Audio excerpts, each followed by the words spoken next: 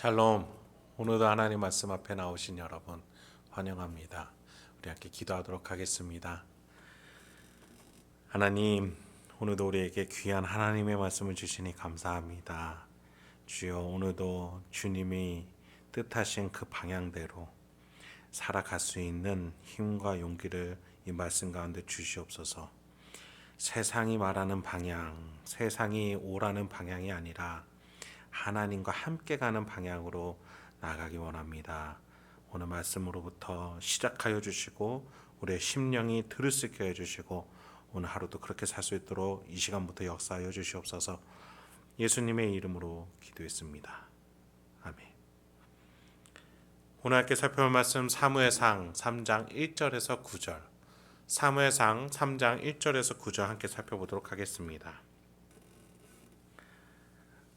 오늘도 성실하신 우리 주님을 찬양합니다.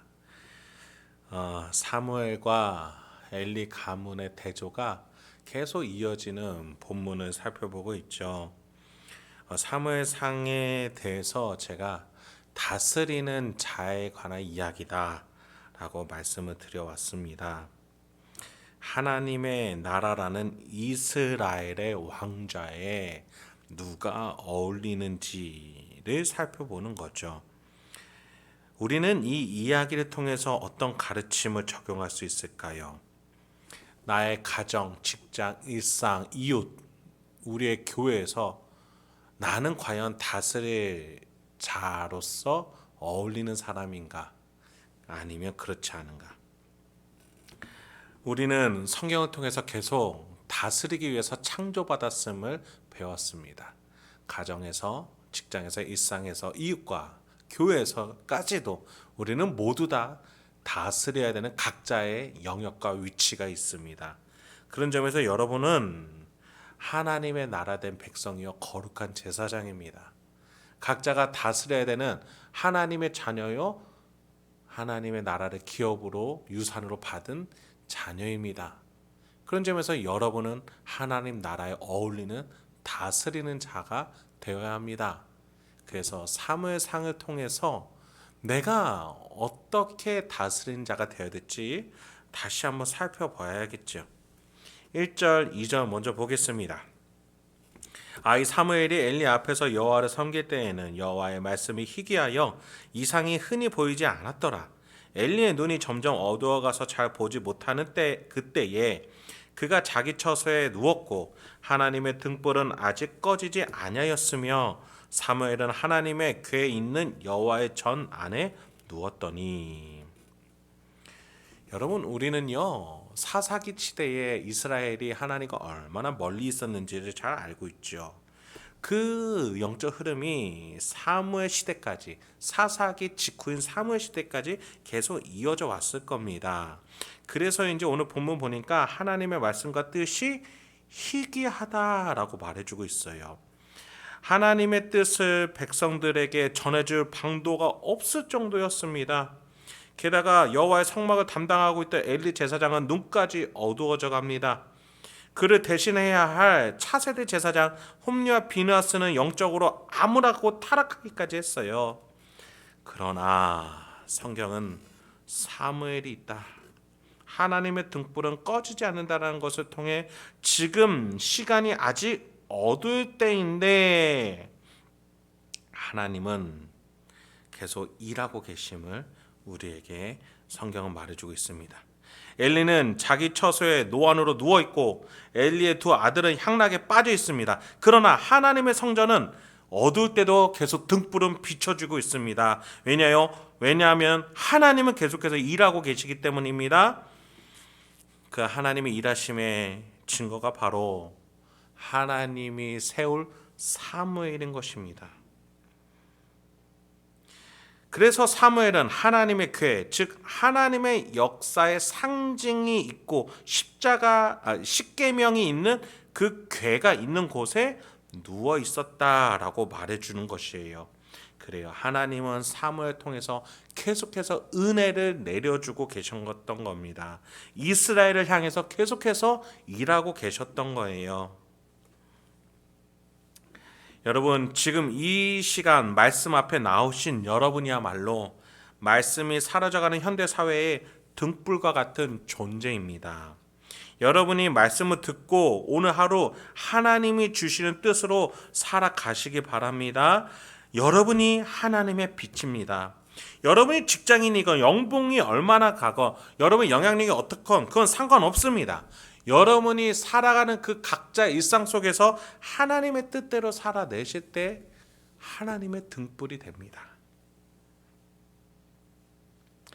여러분, 사무엘은 하나님께 가까이 있었습니다. 하나님 궤 앞에 누워 있었죠.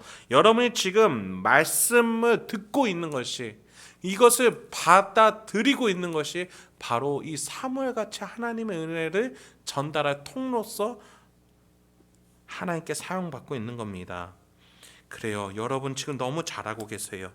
그래서 오늘 이 시간 우리가 다시 한번 하나님의 뜻과 방향에 대해서 고민하고 하나님이 도와주시는 그 은혜로 우리가 그 은혜를 흘려보낼 수 있어야 하겠습니다. 하나님의 뜻하신 그곳에 가서 하나님의 은혜를 내리고 하나님이 향하고 계신 그 방향으로 가서 하나님의 은혜를 흘릴 줄 아는 저와 여러분들에게 소망합니다. 그런 가운데 하나님은 사무엘을 통해서 이스라엘의 은혜를 베풀기 원하셨어요. 하나님의 도우심을 항상 향하고 있던 사무엘은 드디어 하나님께 부르심을 받아요. 4절부터 6절입니다. 여호와께서 사무엘을 부르시는지라 그가 대답하되 내가 여기 있나이다 하고 엘리에게로 달려가서 이르되 당신이 나를 부르셨기로 내가 여기 있나이다 하니 그가 이르되 나는 부르지 아니하였으니 다시 누우라 하는지라. 그가 가서 누웠더니 여호와께서 다시 사무엘을 부르시는지라. 사무엘이 일어나 엘리에게로 가서 이르되 당신이 나를 부르셨기로 내가 여기 있나이다 하니 그가 대답하되 내 아들아 내가 부르지 아니하였으니 다시 누우라 하니라. 여러분, 우리가 서두에 말씀이 희귀하여 이상이 흔히 보이지 않는 시대라는 것을 살펴봤어요. 그래요. 하나님이 사무엘을 통해서 이스라엘의 영적 기류를 바꿔가고 계시는 거예요. 말씀이 희귀하던 시대인데 말씀을 하고 계십니다. 사무엘을 통해서요. 그래요. 여러분, 하나님의 도우심을 구할 줄 아는 자에게 하나님은 말씀이 희귀한 시대일지라도 역사하십니다. 즉 이 현대 사회가 타락하고 오만하고 방자다라고 말할지라도 하나님의 도우심을 구하는 자들에게 하나님은 언제든지 말씀하시고 역사하시고 기적을 베풀어 주실 줄 믿습니다. 오늘 2023년 저와 여러분 통해서 그 은혜가 내려지길 원합니다. 아직 하나님과 인격적인 관계가 없었던 사무엘은 하나님이 부르신다는 것을 모르고 엘리가 부르는 것이라고 여기고 엘리에게 가는데 그 반복을 4번이나 합니다. 7절부터 9절도 똑같이 나옵니다. 사무엘이 아직 여호와를 알지 못하고 여호와의 말씀도 아직 그에게 나타나지 아니한 때라. 여호와께서 3번째 사무엘을 부르시는지라. 그가 일어나 엘리에게로 가서 이르되 당신이 나를 부르셨기로 내가 여기 있나이다 하니 엘리가 여호와께서 아이를 부르신 줄을 깨닫고 엘리가 사무엘에게 이르되 가서 누웠다가 그가 너를 부르시거든 네가 말하기를 여호와여 말씀하옵소서 주의 종이 듣겠나이다 하라 하니 이에 사무엘이 가서 자기 처소에 누우니라. 엘리가 그래도 사무엘에게 그렇게 악독한 자는 아니었습니다. 하나님께서 사무엘을 부르신다는 것을 깨닫고 사무엘이 하나님께 어떻게 답해야 되는지까지도 알려줍니다. 그래요. 엘리는 여호와의 말씀이 희귀했던 시대의 제사장으로 살아왔던 사람입니다.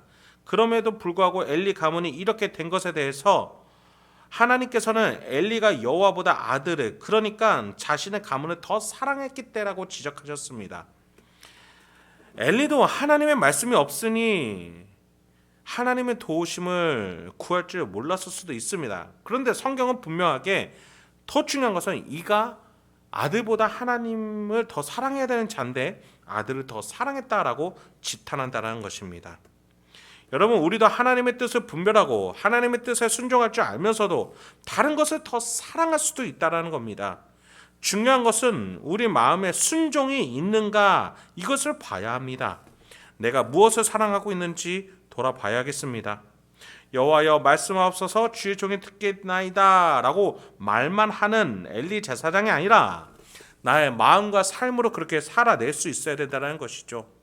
말씀이 희귀한 시대일지라도 마음은 순종할 수 있으니까요. 엘리는 말씀이 희귀했던 시대라는 이 상황 속에서도 하나님은 엘리를 따로 지적했다는 사실을 잊지 마시기 바랍니다. 이 현대 사회에 기적이 없고 때로는 부흥이 없다라고 말할지라도 여전히 하나님은 우리를 바라보고 계십니다. 우리가 하나님의 은혜를 구한지 구하지 않는지를 바라보고 계세요. 그렇습니다. 우리는 사무엘처럼 밤중에도 부르실 수 있는 그 하나님께 민감하게 우리는 집중하고 있어야겠습니다. 아직 사무엘은 이 소리를 분별할 줄을 모르는 자였습니다. 그럼에도 그는 들었습니다. 엘리는 그 목소리를 분별할 줄은 아는 자였지만 그는 더 이상 하나님의 부르심을 받지 못했던 것을 우린 기억합니다. 그래요. 분별할 줄은 알지만 듣지 못하는 엘리가 되기보다는 분별할 줄 모를지라도 겸손하기에 하나님의 부르심을 들을 수 있는 사무엘이 되는 우리가 되길 소망합니다.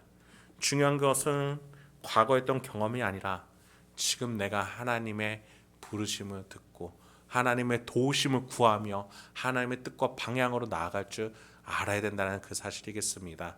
오늘도 우리 성삼위일체 하나님이 우리와 함께하고자 하십니다. 그 삼위일체 하나님과 함께 승리하는 하루가 되시길 주님의 이름으로 축원드립니다. 함께 기도하겠습니다. 하나님, 오늘도 우리에게 귀한 하나님의 말씀을 주시니 감사합니다. 이 말씀 기억하며 오늘 하루도 내가 어떠한 선택과 어떠한 발걸음과 어떠한 판단을 해야 되는지 주여 나의 뜻대로가 아니라 하나님의 말씀 기억하면서 실행할 수 있는 우리가 될 수 있도록 주여 도와주시옵소서.